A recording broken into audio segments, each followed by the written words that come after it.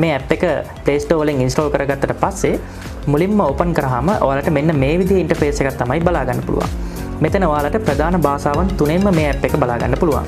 ඔයාලා පළවෙනි වතාවට මෙතනින් භාෂාව තේරුවට පස්සේ අපි මේකේ රෙජිස්ටර් වෙන්න ඕන. පල්ලෙහා තියෙනවා රෙජිස්ටර් කියන බටන් එක. ඊට පස්සේ ඔයාලට මේ ඇප් එකේ මුලින්ම රෙජිස්ටර් වෙන්න එනවා. ඔයාලට බලා ගන්න පුළුවන් ෆස්ට් නේම් එක, ලාස්ට් නේම් එක, මොබයිල් නම්බර් එක වගේම ඊමේල් ඇඩ්‍රස් එක. මේ ටික ෆිල් කරලා ඉස්සරහට ගියාම මේ ඇප් එකට පාස්වර්ඩ් එකක්, ඊළඟට මේ ඇප් එකෙන් මුදල් ගනුදෙනු කරනකොට අපිට ඕන වෙනවා ට්‍රාන්සැක්ෂන් පින් එකක්. ඒ පින් එක වගේම ඊළඟට ඔයාලට ඕන වෙනවා ඩෙන්ටිටි කාඩ් එකේ ෆොටෝ එකක් මේකට අප්ලෝඩ් කරන්න. ඒ වගේම ඔයාලගේ ප්‍රොෆයිල් ෆොටෝ එකක් අප්ලෝඩ් කරන්නත් මේකේ 4 වෙනි ස්ටෙප් එකේදී එනවා.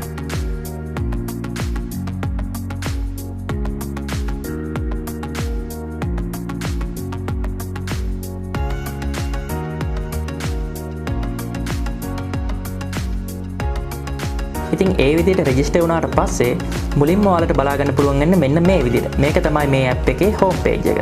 අපි දැන් බලමු මේ ඇප් එකෙන් ඔයාලට කරන්න පුළුවන් මොනවද කියලා. අපි මුලින්ම කරන්න ඕනේ මේකට අපේ බැංක් account එකක් ඇඩ් කරගන්න ඕනේ.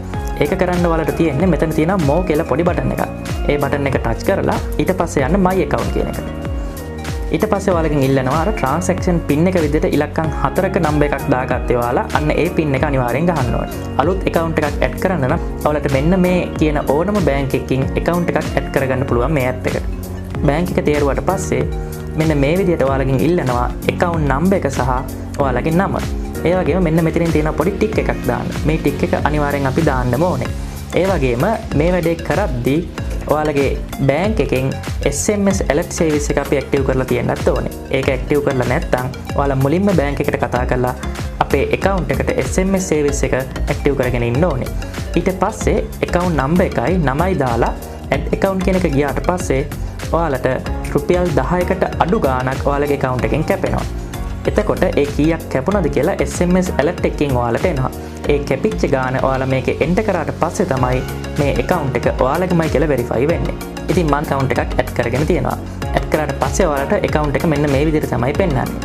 දැන් අපි බලමු මේ app එකෙන් කොහොමද වැඩ ගන්න කියලා. මේකේ ඔයාලට මුලින්ම පුළුවන් මෙන්න මේ pay කියන option එකට ගියාට පස්සේ මෙන්න මේ හැම දෙයක්ම ඔයාලට කරන්න පුළුවන්.